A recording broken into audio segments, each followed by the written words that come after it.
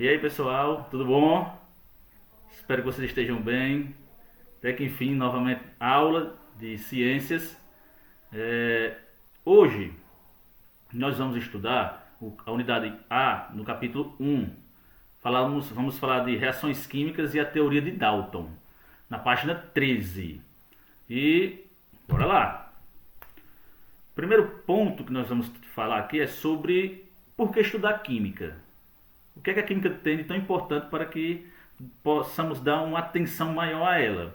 Bom, a química ela é uma matéria, uma disciplina importantíssima para que possamos entender como as coisas funcionam, como a matéria funciona, como as substâncias funcionam no nosso planeta, no universo. E estudando química, nós, digamos assim, temos um pouco mais de entendimento sobre as propriedades de algumas substâncias. Saber por que é que uma coisa não se mistura a outra e a outra se mistura. Exemplo, por que é que água e óleo não se misturam, mas água e açúcar se misturam? Por quê? Então tudo isso depende das substâncias que compõem cada uma dessas matérias. A água é uma substância, o óleo é outra, o açúcar é outra, e tudo é matéria, tudo é feito de átomos, de moléculas. Então a importância de estudar química é entender como essas moléculas se comportam. E isso abrange coisas bem maiores do que somente água e óleo. Por exemplo, como fazer com que substâncias químicas tóxicas não sejam tão tóxicas para a natureza e para o ser humano. Então, o entendimento de substituir veneno agrotóxico que se usa lá nas pastagens de uma forma mais ecológica, eliminando uns que usava-se antigamente, que era muito perigoso, por outros menos perigoso, que não agridem tanto o ambiente. A química vai tentar resolver esse problema. Na saúde, a química está presente, por exemplo, hoje na tentativa da descoberta da vacina. Então, como é que se comportam as substâncias químicas que vão destruir o vírus, que vão ajudar nosso corpo a combater? Então, tudo é química. Todas essas substâncias elas entram em relação uma com a outra para que possa haver um resultado. Então, a química é importantíssima. O que é que nós vamos trabalhar mais em química? Nós vamos trabalhar a matéria, do que é que as substâncias são feitas, para podermos entender a nível molecular e passar para um nível maior de entendimento. Então, se eu sei que tudo é feito de átomos, moléculas, então eu posso, a partir daí, começar a entender como essas substâncias se comportam no meio ambiente. Como? Está aqui, ó. Eu tenho as mudanças de fase, a gente vai relembrar.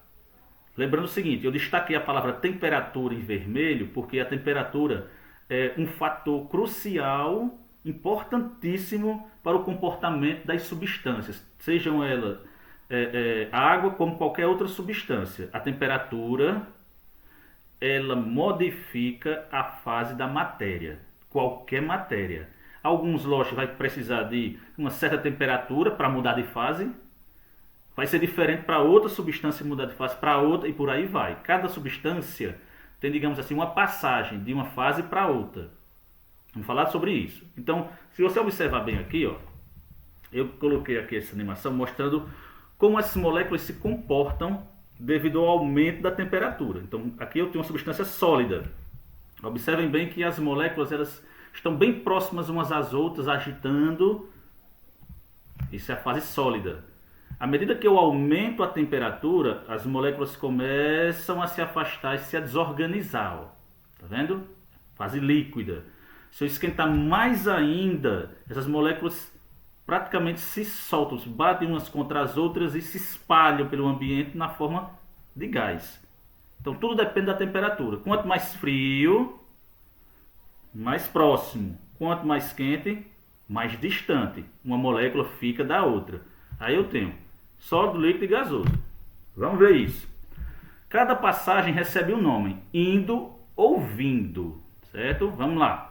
Vou pegar a primeira passagem de fase, que é do sólido para o líquido. Isso da água, ó. Gelo para água. Nós chamamos de fusão. É a passagem da água da fase sólida para a fase líquida.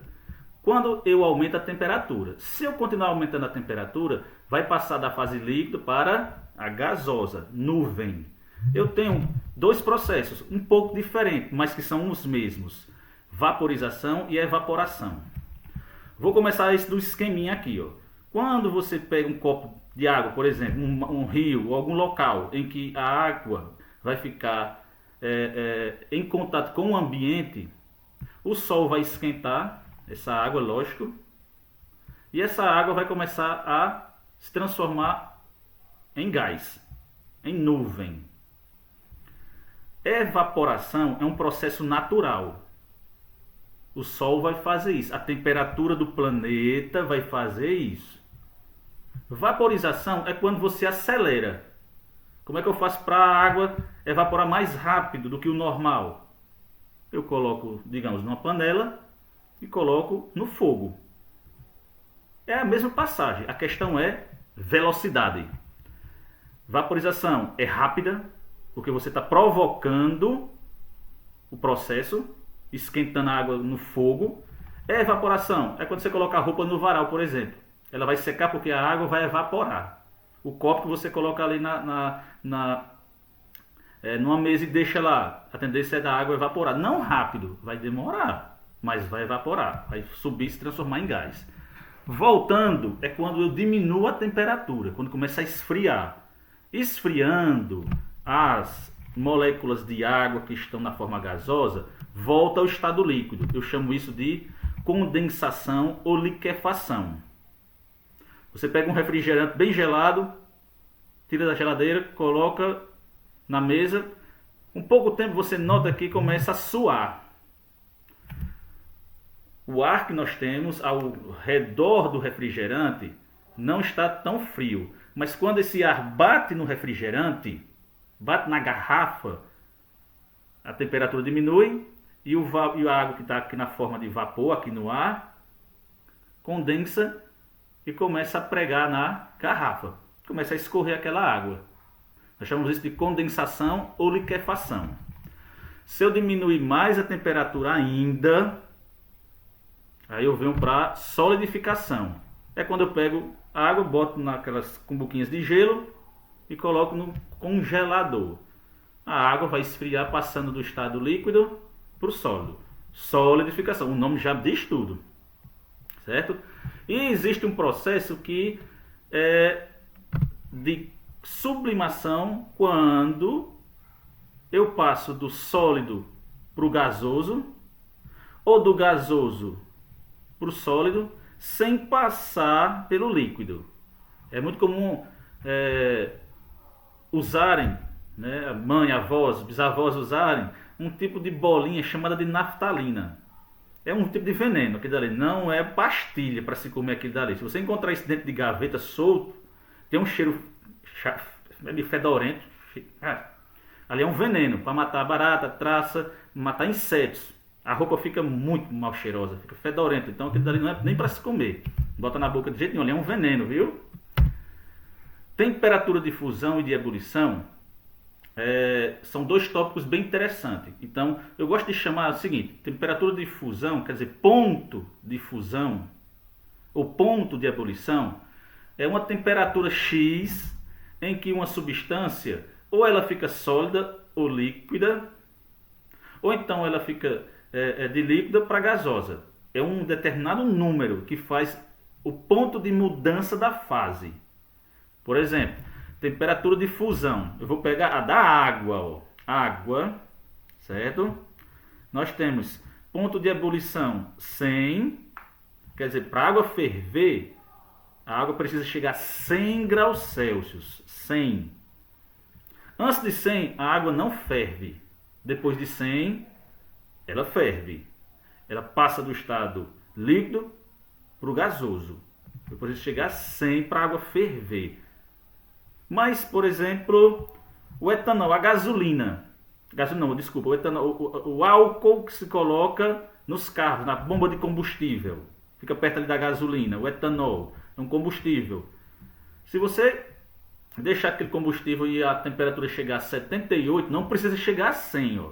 A 78 ela começa a ferver. Ninguém vai fazer isso, colocar etanol para ferver. Mas ela tem um ponto de ebulição, quando passa do estado líquido para o estado gasoso. Ouro. Para o ouro ferver, para o ouro chegar ao ponto de se transformar em gás, né, então ele precisa somente o quê? De 2.660 graus Celsius. É muito calor, é uma temperatura muito alta. E tem coisa mais aí, 2.660, por aí vai. Então, temperatura de fusão, temperatura de ebulição é somente uma determinada temperatura que faz a substância mudar de fase. Vou pegar a da água quando ela congela, 0 grau. É o ponto de fusão da água. Ponto de ebulição, 100. Então a água congela a 0 e ferve a 100. Abaixo de 0, a água está sólida. Acima de 0, a água está líquida. Acima de 100, a água está gasosa. Isso são pontos de fusão e de ebulição para a água. E aí para as outras substâncias, a mesma coisa. Certo? Para encerrar, a gente vai falar sobre densidade. Continha bem simples que a gente vai fazer aqui para calcular uma grandeza química. É uma grandeza que vai relacionar, olha só como é fácil, a massa e o volume. Ou seja, você só consegue fazer essa conta se você tiver isso aqui, E é uma conta de dividir, bem simples.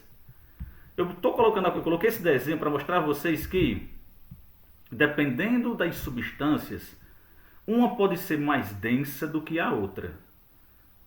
Sendo mais densa, a tendência dessa substância é ir para baixo. Sendo menos densa, ela fica em cima. Você sempre vai fazer densidade comparando 2, 3, 4 coisas. Você não pode fazer uma comparação de densidade apenas com uma substância. A água é densa. Sim, mas densa em relação a quem? Sempre tem que ter uma comparação. A água é mais densa do que o óleo, por isso, ela sendo mais densa, a água fica embaixo e o óleo fica em cima. Tem um pouco a ver com a massa e com o volume.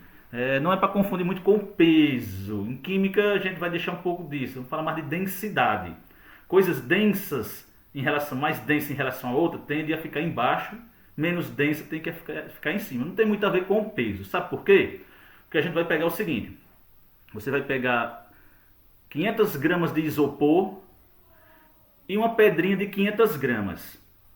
Os dois têm a mesma massa, o mesmo peso, vamos dizer assim. Estava errado, mas vou colocar. Se você colocar os dois na água, um afunda e o outro não afunda. Mas tem a mesma massa, tem o mesmo peso. Por que é que um desceu e o outro não? Isso é densidade, não tem muito a ver com o peso, certo? A densidade é que define se a substância flutua ou não. Então vamos lá. Eu tenho a massa, que pode ser em miligrama, grama, quilo e tonelada, e o volume, com centímetro cúbico, metro cúbico, milímetro e litro. Você usa qualquer um desses, para que uma substância seja comparada à outra. Como é que eu faço para calcular? Aqui está uma atividade. Exercício. Um objeto de 100 gramas tem um volume de 20 centímetros cúbicos. Calcule sua densidade. Ele dá dois números. Então você pega a massa, bota no lugar da massa, pega volume, bota no lugar de volume. Então, densidade é igual a 100 gramas dividido por 20 centímetros cúbicos. Corto 0 com 0, fica 10 dividido por 2.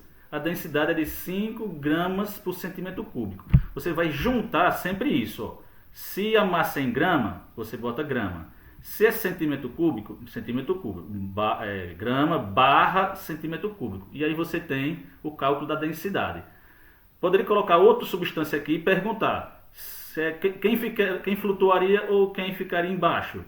Depende da comparação. Se esse aqui deu 5 e o próximo o objeto que eu colocar lá deu 3, então o de 5 vai ficar embaixo, o de 3 fica em cima, porque quem é mais denso sempre fica embaixo, certo? Simples, né? Facílimo. Pessoal, por hoje só. Espero que vocês tenham gostado. Próxima aula a gente vai dar continuidade às outras etapas desse capítulo e até mais. Valeu, tchau!